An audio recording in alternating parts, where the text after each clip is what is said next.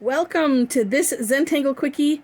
My name is Heather Hartwick Gladden. I'm a certified Zentangle teacher. And today we're going to take a look at the Tangle Rainking from Leona Shih. And I hope I'm pronouncing that correctly. This is a super neat tangle. And yes, indeed, I say that for everyone. I'm supposing if it's not a super neat one, I'm not going to put it on here. This one starts off in a grid pattern, and I'm just gonna do a little border around my edge. Not the normal. A lot of times I'll do the four corners on a border, but I'm just gonna frame this a little bit. Okay, so I'm not like, sometimes I like to go right off the edge, and that's fun, and then sometimes I don't.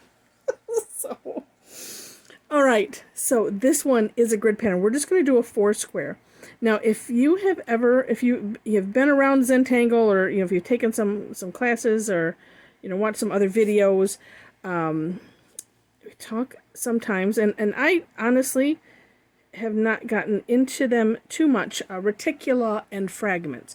Reticula means the structure, essentially, and a fragment is just kind of like a piece of a tangle.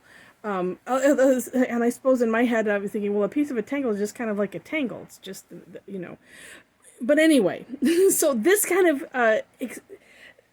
is a good example of that. Okay, so once you have your grid, and I'm going to assume it's probably going to be more than just these 4 squares, but I'm going to do this as I show in the steps, in the step out. And actually this is the same as Leona has done, and so I just want to show how that works, and then also how you can customize it. All right, or have fun with it. So this one, once you have it, we're going to go diagonal. It's not going to be a line. It's going to be a series of curved lines, and pretty much just 3 of them. So whatever your spacing is, you kind of have to gauge, what that would be. And you know what? If they're uneven, it's okay. So these 2, we're going to do these in the same direction. And then the bottom ones, we're going to do those in the opposite direction. So I'm just going to turn the tile. That way, essentially when I turn the tile, then I am going in the same direction. And this is what it, so if we consider like each box, a fragment, they can be turned in any direction. So, if you focus in on this box, we could have, the diagonal going this way, or, like here, going the opposite of this, or, there's 4 ways you can do it there, right? You got 4 options. All right, and so then you can have a lot of fun with a tangle by just switching that around. Okay, so next step is, from these little points, we're going to just draw straight lines into the center, or to the corner of the grid. That's probably a better way to say it, because because we're not going to go to this corner. It's pointing to a corner in your grid, in that box, and we're going to, like I said, we're drawing straight lines up to it. And that's kind of what's also nice about this. If they're uneven, it's really not going to matter, because we're drawing straight lines to that point, and it, like I said, it doesn't end up mattering in the long run if they're even or not. Then, next step is just some straight lines. Now, I'm going to draw them, I'm going to go crosswise. So what I'm going to do is essentially aura this top line. And for those that are new to Zentangle lingo, to aura is to outline. So I'm essentially outlining each subsequent line that I draw, and only going as far as, these curved lines here, working to not go over and not stop shy, which I keep stopping shy, because normally I go over, especially if I go too fast. Now this is one where you can kind of just be really light with that. Now we're going to do this one. And what's fun is, now this, actually this is a new pen, so it's nice and dark. But what's fun is if you can, have that light touch, and so it's kind of just tickling the paper, if you will. And then what I've noticed as I've gotten to be able to do that, because there was a time where I was like, oh, that'd be so neat to be able to figure out how to do. And so it's just a matter of loosening up the grip and, practicing Zentangle. All right, now I'm going to flip and repeat. And so what's neat is it seems like when I just tickle the pen over using a really light touch,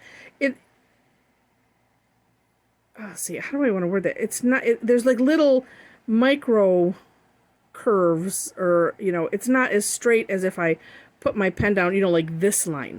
There's just a little bit of a difference. Now this pen, I'm having trouble seeing that because it's new and it's juicy.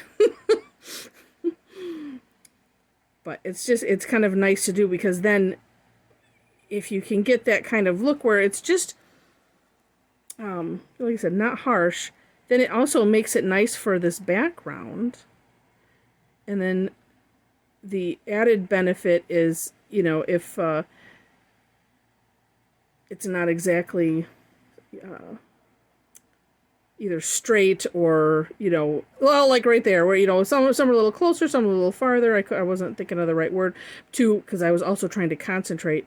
Some days it is an extra talent to be able to tangle and talk at the same time. There we go. Okay. So that looks neat, right? And what's cool about this Tangle and really kind of the overall concept of the reticula and fragments is, if you wanted to, you could, let's see, let me put it there.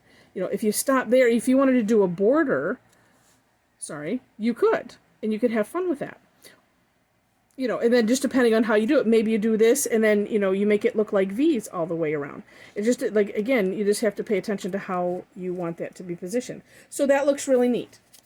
Now let me add some shading, and then I'll show you this other one that I did.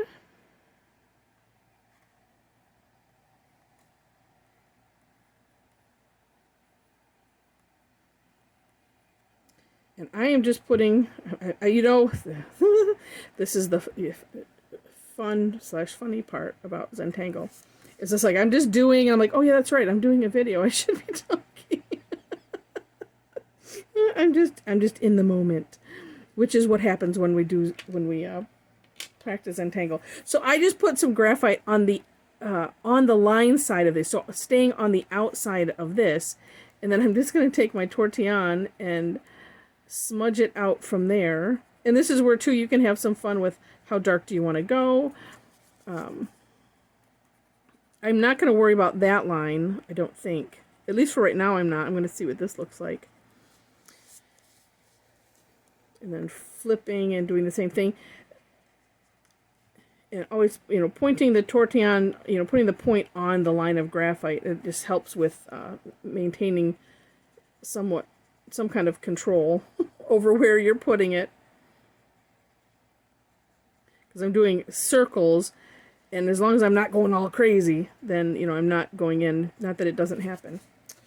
But, oh, see, doesn't that look neat? It really does. Okay, so now, because I set it, I want to see what it's going to look like, and maybe you do too.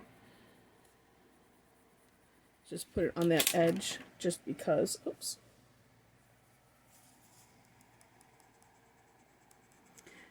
And again, that's why I like doing shading kind of in stages, because it's like, okay, I know I want to do this, and I have an idea of, oh, see, that looks neat.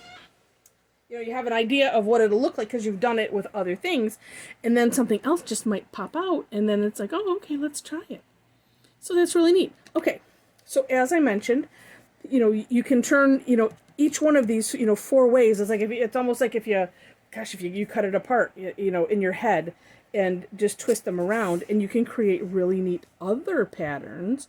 So this one is, well, let's see, this is a 16 grid, because I basically did this, and then subdivided again, and decided to, go around, as you can see, having all of the curved lines pointing in towards the very center, and then did like this on the outside, and it just creates a really, really neat pattern. So you can have a lot of fun with this one. And then too, it's like it didn't even go into, the fun that you can have with, if you wanted to use color or, like I like to use chalk pencil sometimes too. If I want to add color instead of the graphite for shading, that's really fun. But anyway, you can have a lot of fun with this by just, the direction that you have each little box going. So in the description section, you will find my step out as well as the Tangle Patterns link for Leona's step out, and also some of her samples, because she has some other, I kind of sort of copied the middle of the one if you scroll down when you get to that link. Excuse me. But it just gives you some other extra ideas. That's why I title it For More Inspiration. But yeah, so then you'll have that. Also, if you want to join me for a live class, I do both paid and free classes. And so the information is on my website, as well as my Facebook group, Tangle Addicts Community. And I also have a page also, and you can find more information there. Would love to have you come tangle with us and share your work, and have fun with the community that we have there. Let's see. I think that's it. Yes. If you like the video, would love to have a thumbs up, and also would love to have you as a subscriber to the channel. Just hit the subscribe button and then hit the bell next to it to decide how you want to be notified, if you want to be notified at all. And with that, thanks for watching. I really, really appreciate it, and I wish you lots of happy tangling.